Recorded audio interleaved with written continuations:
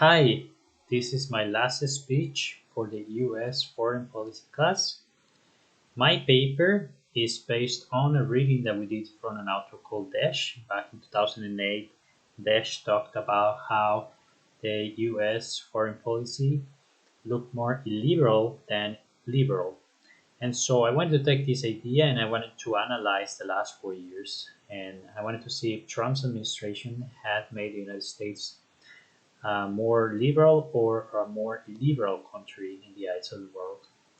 And so I thought this was a very important topic to talk about because, as we know, the United States has like huge influence in the rest of the world on the world's economy and foreign aid that is going to other countries, and whatever the United States decides has a huge impact on this.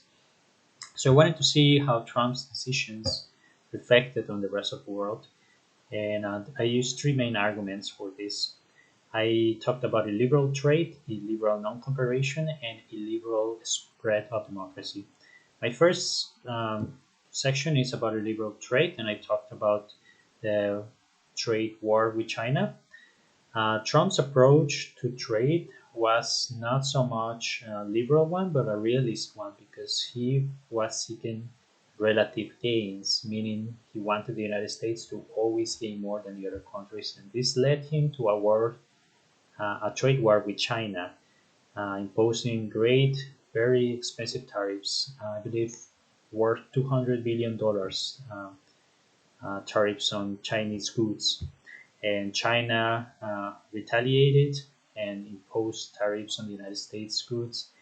And this ultimately not only caused great losses for the United States and China, but I argue in my paper that this also caused great losses for the whole world.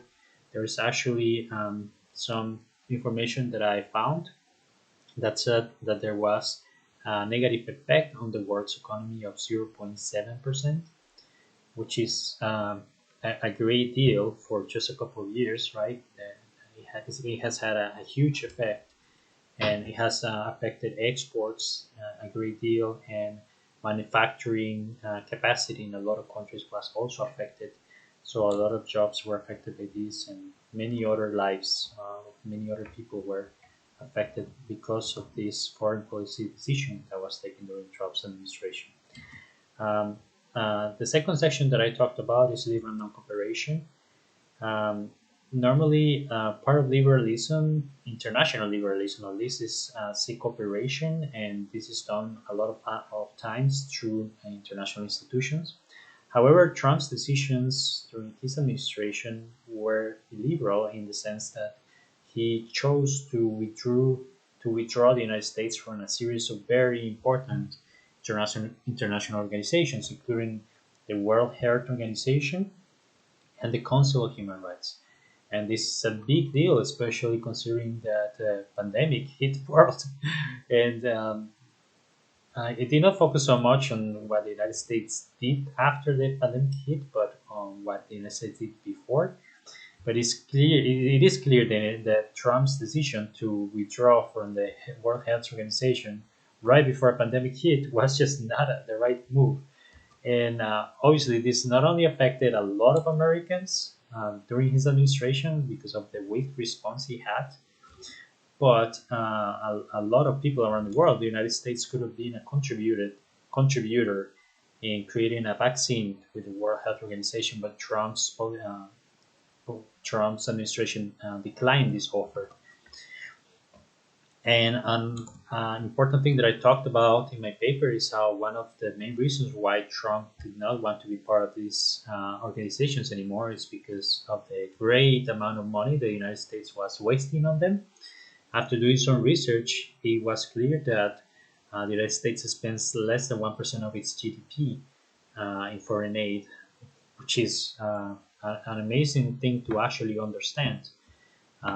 Especially if you compare it to how much the United States spends on military and all these sort of things, spending less than 1% in foreign aid, man, and with so many benefits that it brings, it's clearly a false concept. What Trump was arguing that is just a lot of money spent on that. Yes, less than 1% is a lot of money because we're talking about one of the richest countries in the world, first of all. But so I talked a little more about that in my paper. But what is interesting is that Trump's initial idea was to get rid of foreign aid in around 27 countries, and that would have been a huge deal. It's lucky it was lucky enough that Congress stopped that decision from happening. And my last section, and then liberal non, in the illiberal spread of democracy, I talked about three main examples: the war with Syria, in which the United States intervened in the affairs of other countries in the Middle East directly.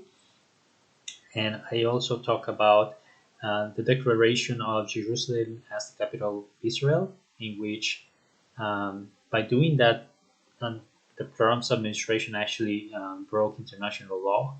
And this is a very liberal thing to do.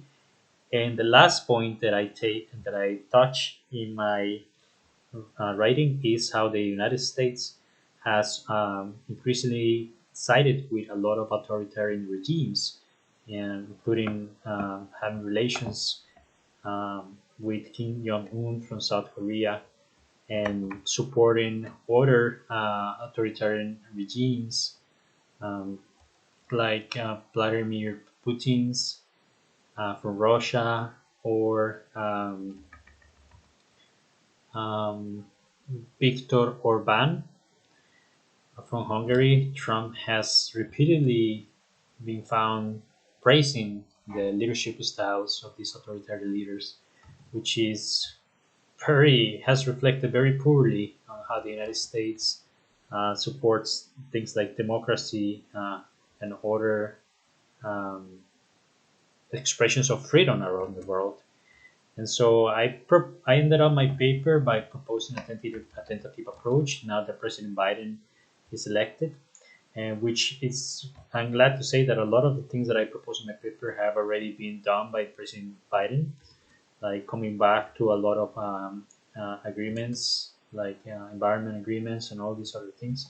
The United States is looking back and doing these things, but I also concluded by saying that perhaps the ultimate alternate approach is not to forget what a president like Trump is capable of.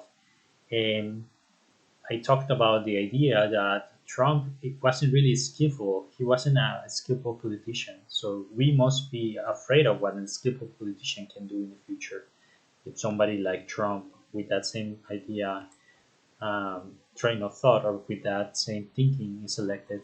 So I hope the United States remembers and does not make this mistake in the near future. I think that will be the alternate approach, so that the United States appears more liberal than illiberal in the future.